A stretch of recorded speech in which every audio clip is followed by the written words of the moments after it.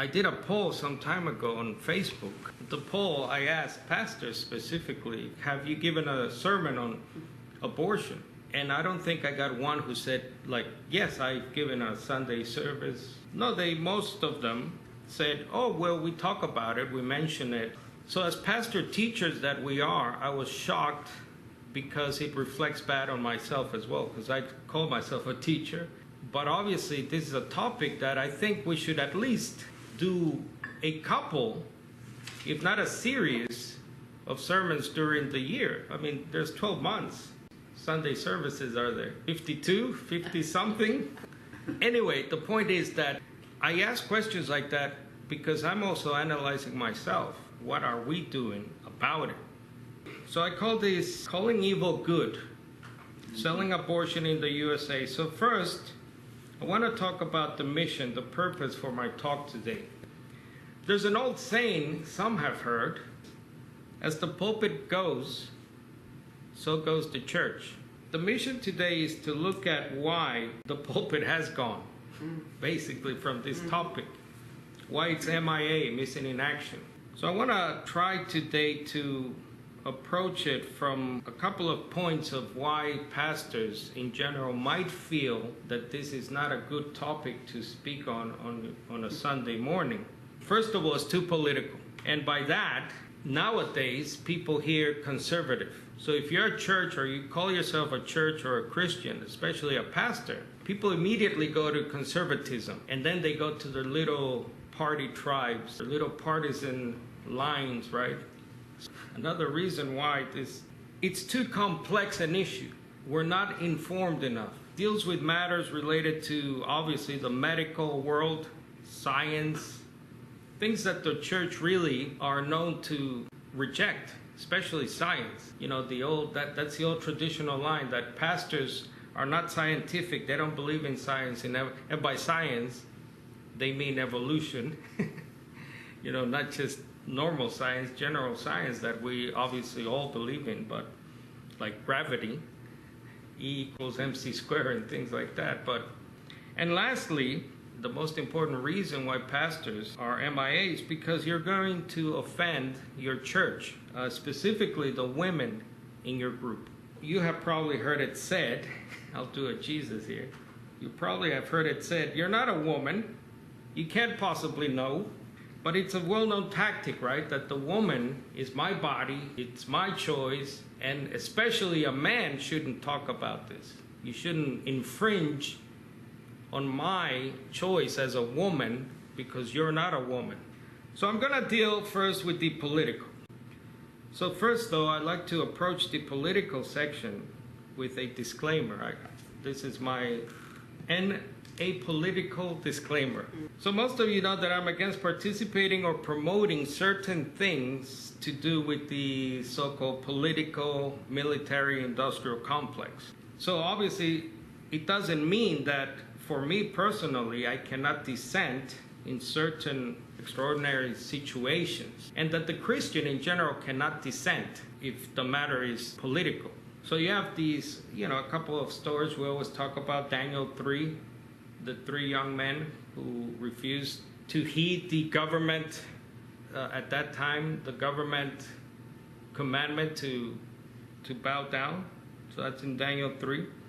And of course, in the New Testament, you have the story of the apostles in Acts chapters 4 and 5, where remember they come to the Sanhedrin. And the Sanhedrin, by the way, was a political wing of the Roman Empire. So for example, remember that Pilate keeps sending Jesus to the Jews? Because Pilate and the Sanhedrin had a relationship. So they took care of certain things. So you have the story in Acts 4 and 5 where the apostles, remember, I think they're taken by force to the Sanhedrin. And the Sanhedrin says, stop doing what you're doing, remember?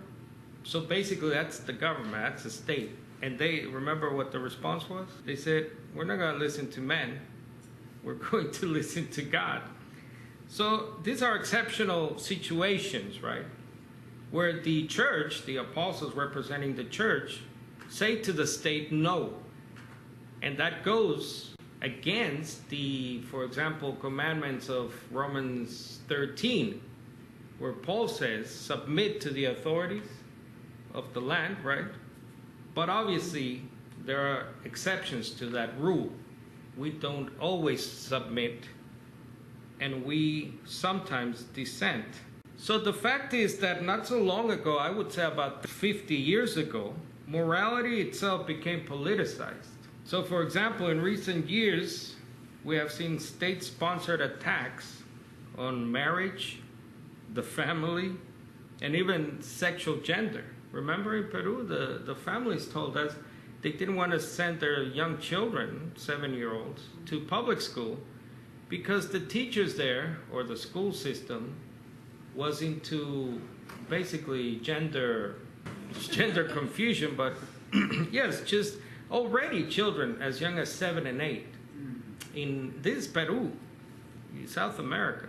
So this is a fact, and in this country since 1973, we have been witness to a systematic Holocaust-level war on unborn children. So as a student of history, I can tell you that this has never happened before.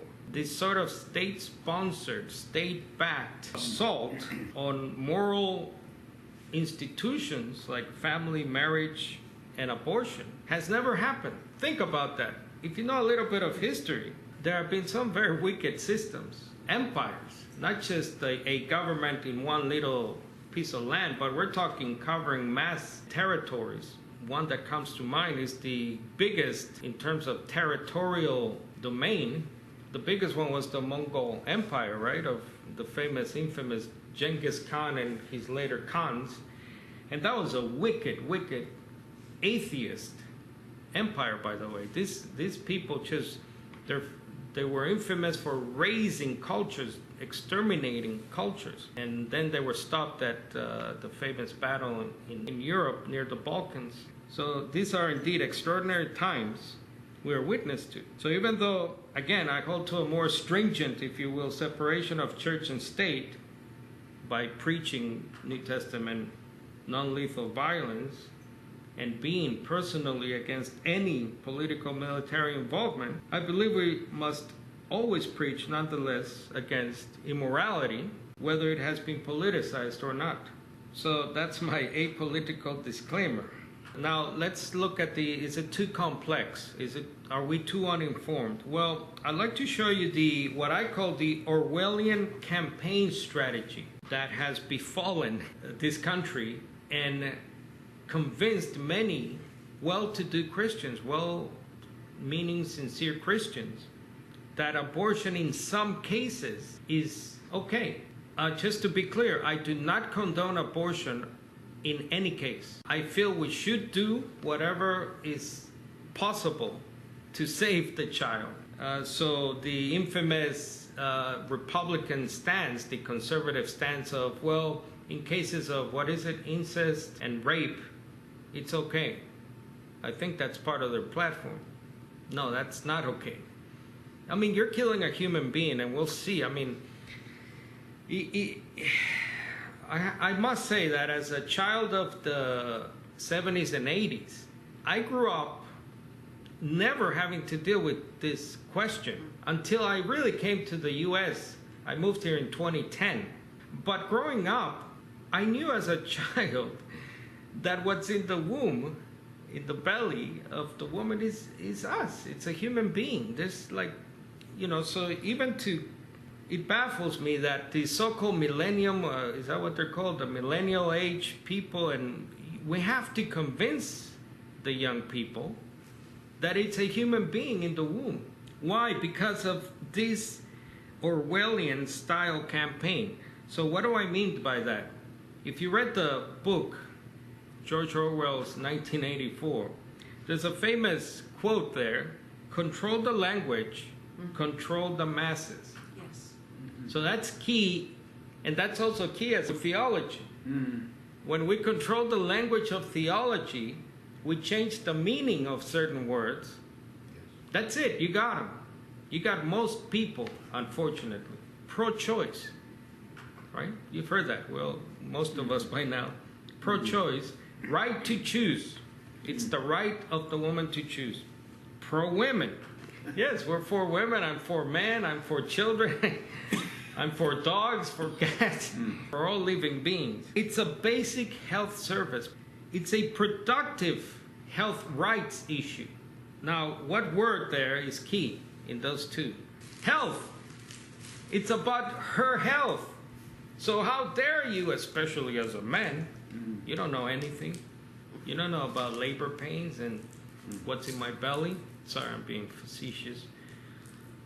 Health is the key. Restricting access to women. And then we get to what's inside the womb. It's a fetus, not a baby. And we get to the actual killing of the baby, which is now called ending a pregnancy. And this whole thing is called a procedure.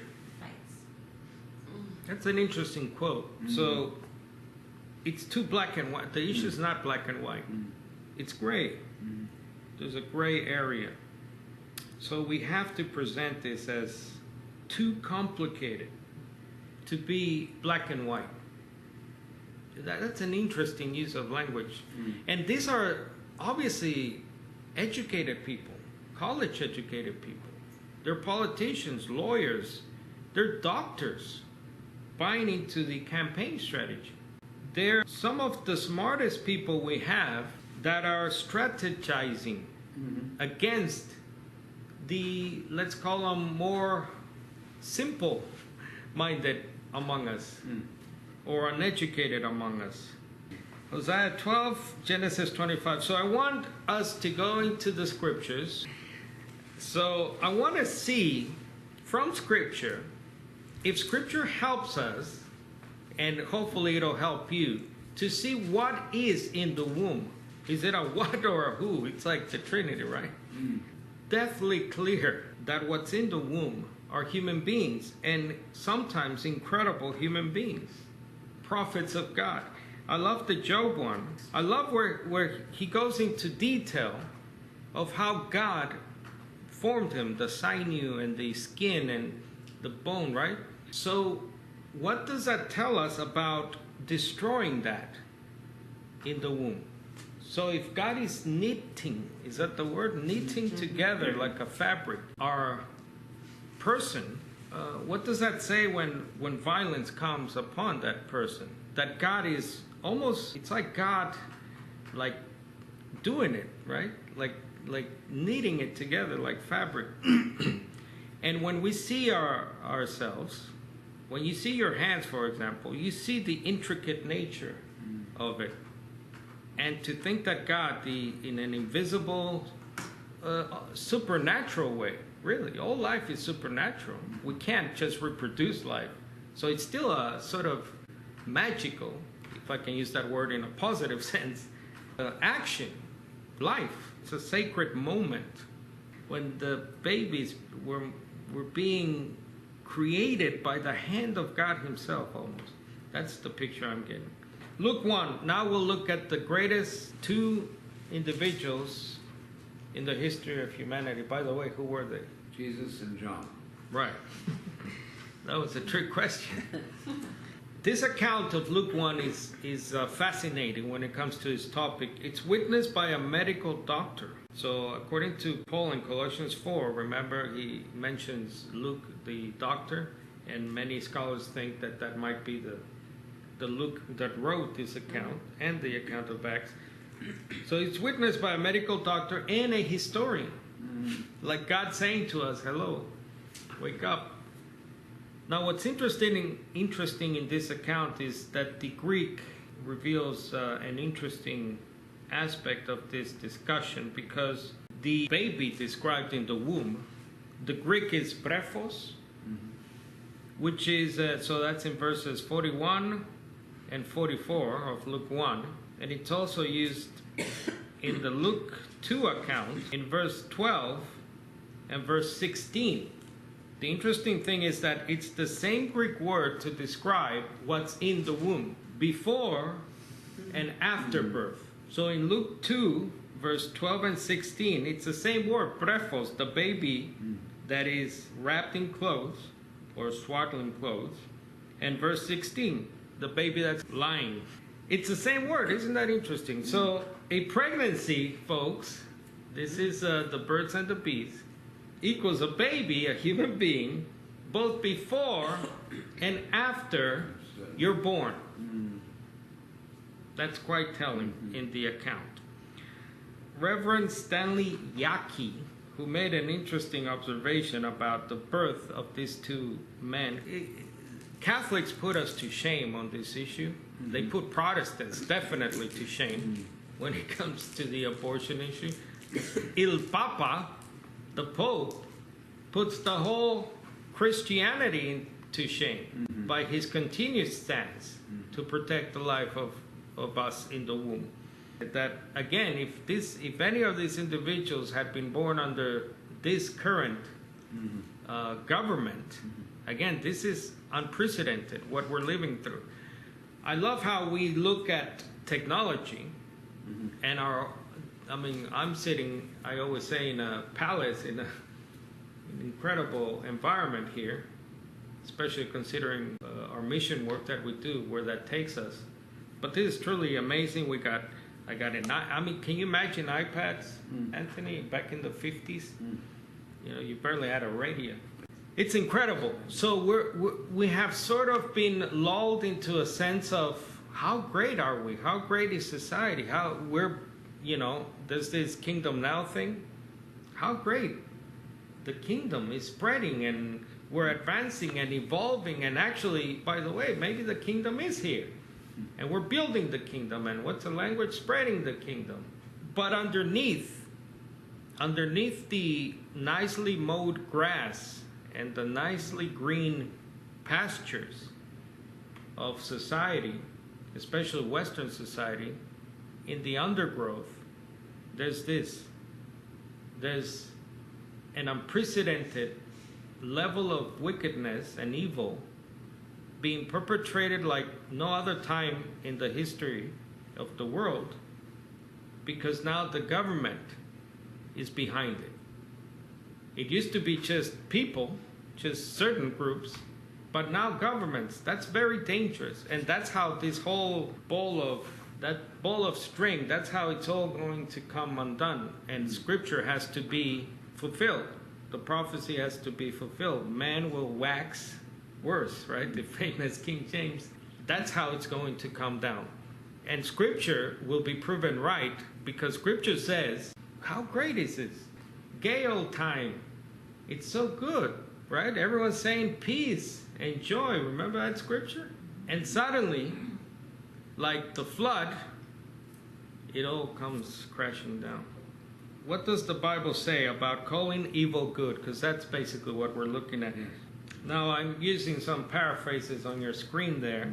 How horrible it will be for those who call evil good and good evil, who turn darkness into light and light into darkness, who turn what is bitter into something sweet and what is sweet into something bitter. And then Malachi 2:17. Someone asked about protest and activism. So should we put on our, yellow vests? Again, as an apolitical pastor, teacher, it's difficult. Don't you believe me? I wish I was there in the front lines. Just like I wish I did a lot of things that the Bible tells me not to do. Like when I'm smacked on the right cheek, right? It takes more courage not to go out there with a sickle and pitchforks and lit torches. It takes more courage to just do what the prophets say here. Look at, are the prophets protesting the state? In this case, if Isaiah, Habakkuk, King David himself were living, would they be protesting, especially violently, against the state that is backing abortion? I don't think so. Who are they protesting?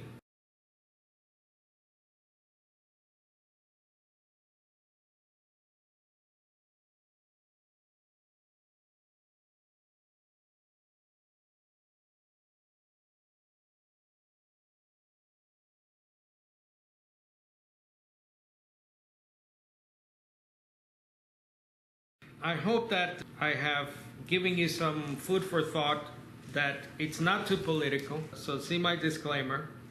It's really not a complex issue Like I said, I can only speak for myself growing up. Only in my, was it 30s, late 20s did I start hearing about the baby not being, we don't really know when life begins, and when the baby draws the first, to me it's just, I was an agnostic. You have had to convince me as an agnostic that it wasn't, first of all, a baby, let alone a life in the womb. As an agnostic, I wasn't even a Christian, folks. So it's just boggles my mind. So it's not complex, I believe. I have hopefully given you some biblical information there. So know the strategies. So we're not uninformed, pro-women, pro-health, all key words. And about offending people in your church. Now remember, we judge not to damnation, not to the lake of fire, but we judge in reference to discernment among ourselves, especially the pastor teacher. You have to judge. Again, not to condemnation, but in discernment. Don't just sit there like a log, as they say, but judge everything you're hearing and everything you're being taught. So you're judging me right now, and I'm perfectly fine by that. Then I'll finish with the offending church members, especially women. Now I'll give you an example from Jesus, and of course we can say, but we're not Jesus. But obviously Jesus, what he said, what he did, can inform us. Yes, I'm not Jesus. I'm not gonna get a whip or create a whip and start chasing people out of wherever, but we can learn from this story. In Luke 11, it's a very fascinating story because Jesus is invited by a Pharisee to his house. That's interesting, right? Because Pharisees are always getting at Jesus, but this guy was actually hospitable. And from what happens next, it wasn't a sort of catch-22. It wasn't like the Pharisee invited Jesus so we can get him in something. I don't think so. I think what happens as we read this account is a result of just Jesus accepting an invitation from, I think, a well-meaning Pharisee. But then very quickly, I think even before Jesus goes into the guy's house, Jesus starts rebuking the ceremonial purification rites of the old covenant, of the old law, under the old law. Yes. And he starts rebuking that. As a Jew, by the way, there's a series of woes. Jesus just lays on this. He lays the smack, as they say in wrestling. He totally goes at these people, and he starts a series of woes, and I counted almost 10 woes. So one of the teachers of the law, after Jesus starts with the woes, he says to Jesus something interesting. So you have two groups, the Pharisees there and teachers, scribes. So there's two separate groups within Judaism. And one of the teachers, not the Pharisees, says to Jesus, hey, teacher, he says, when you say these cruel things about them, the Pharisees, you're insulting us too. And then Jesus continues in verse 48.